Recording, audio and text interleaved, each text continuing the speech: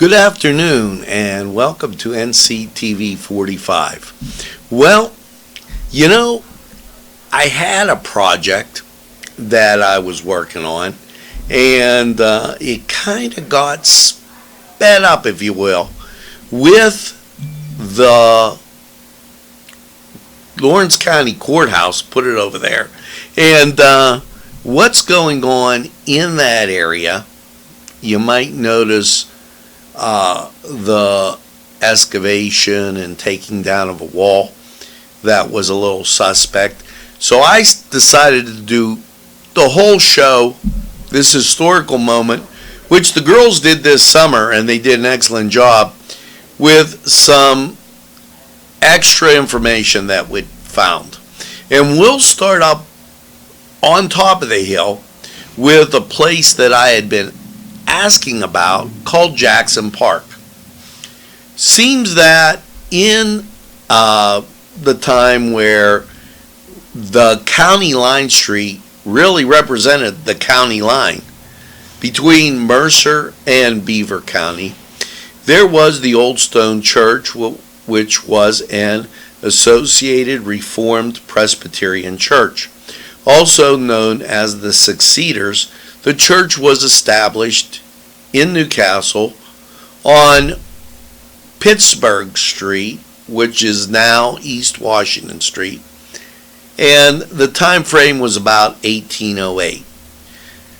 The Old Stone Church was the location of the previous construction of the Lawrence County Courthouse that took place in 1849 to 1852. Now I'm going to show you, if you look right below the clock, you'll see a square above, the pillars, and they call them, or they call those pillars the Roman type style. Well, there are a few names there that you should be aware of. And they were the first county commissioners here in Lawrence County. So let's take a look at this, and I'll put it over here. And I'm going to make that big enough so that you could see it. Now, here's the names. John Randolph. That's on the right next to my elbow. John Swisher, that's on the far left. Notice it says 1851, and Robert Bentley. Now, this area, kind of important and has a lot of historical significance right here in Lawrence County. We became a county in that time frame, so that you know. The cemetery was one of the oldest in Newcastle, next to the Old Stone Church, which was the location of the courthouse.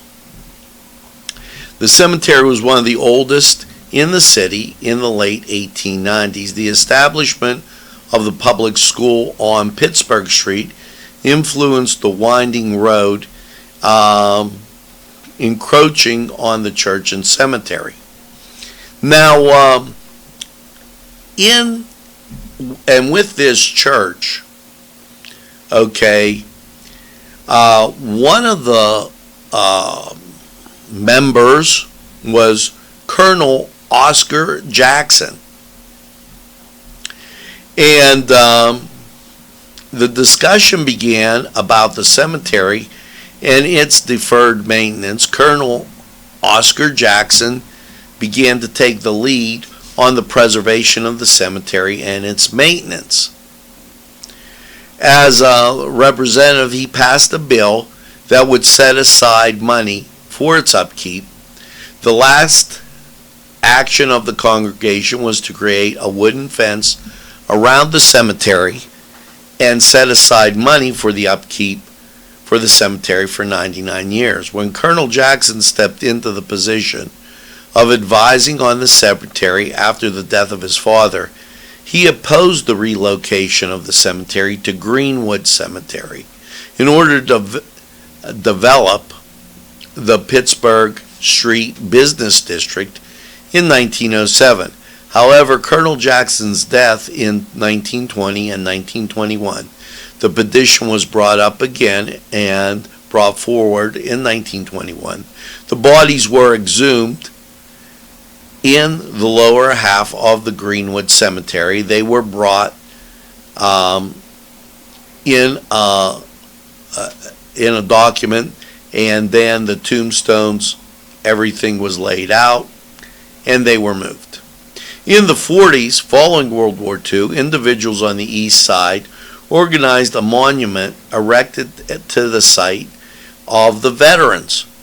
They erected this monument that stands today, and in the 60s, now they said vandals broke the glass that protected the monument names, and the monument was empty since the 70s.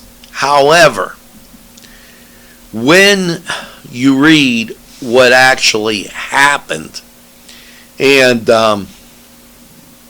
this from, and I'll give you a date, this story written in our Newcastle News on June 12th, 1987. My grandparents lived on that side of town, and it was very popular for the kids to play football in Jackson Park. It went on to say that renovations were underway on the various veterans monuments in Jackson Park on the east side. A red marble globe will replace the bricks removed from the center of the monument, and the bricks will be done by veterans of foreign wars post 522 and is expected to be completed the next week. The movement, which honors East Siders who served in the U.S. Army, was dedicated in 1943. So that monument still stands today in Jackson Park. So the question then became, well, how did, the drinking fountain get there? And I'm going to go into that, but Jackson Park was the envy of a lot of folks that visited Newcastle and Lawrence County at that time. As written in the Newcastle News on July 3rd, 1943, they talked about Jackson Park and its beautiful rose bushes.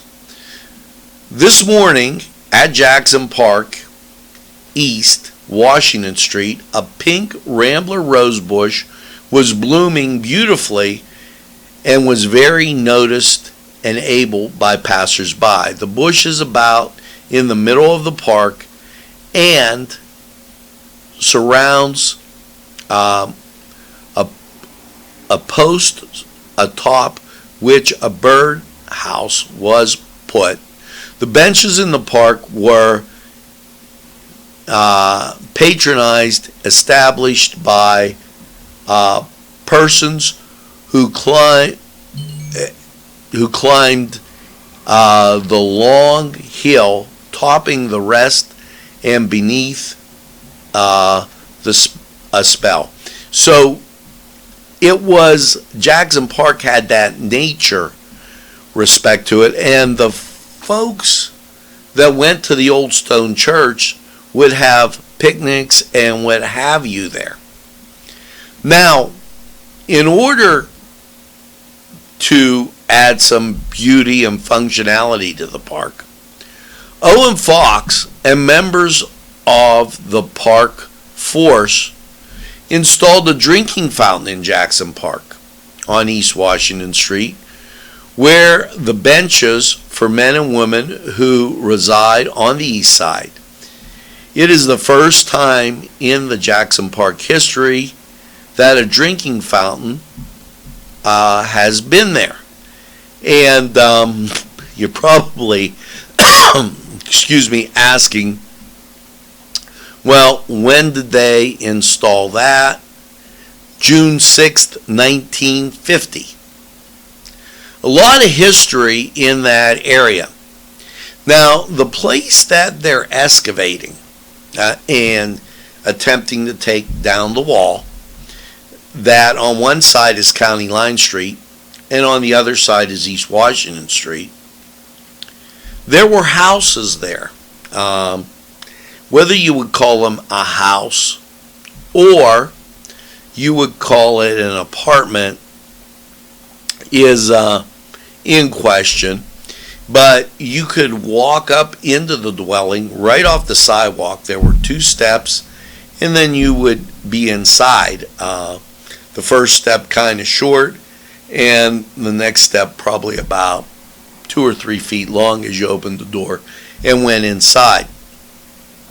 There were several parcels of land there, which several of the dwellings, and they were close to each other, like brick to brick, as that area was referred to at one time as Courthouse Commons, then Courthouse Heights. It will be interesting moving forward to see if they can beautify that area and make it the attraction and a great way as coming into the city that you would see our beautiful courthouse along with the plaque honoring the first 3 council or the first 3 commissioners, in that area. So I'm Angelo Parada for NCTV45. I just thought you'd want to know about the historical moment and historical Jackson Park and the courthouse area. And, we'll have to see what's going on. Thank you for tuning in to NCTV45. Remember, we're available anytime on your time. A train that runs on your schedule, it's NCTV45. Thanks, and by all means, have a great day.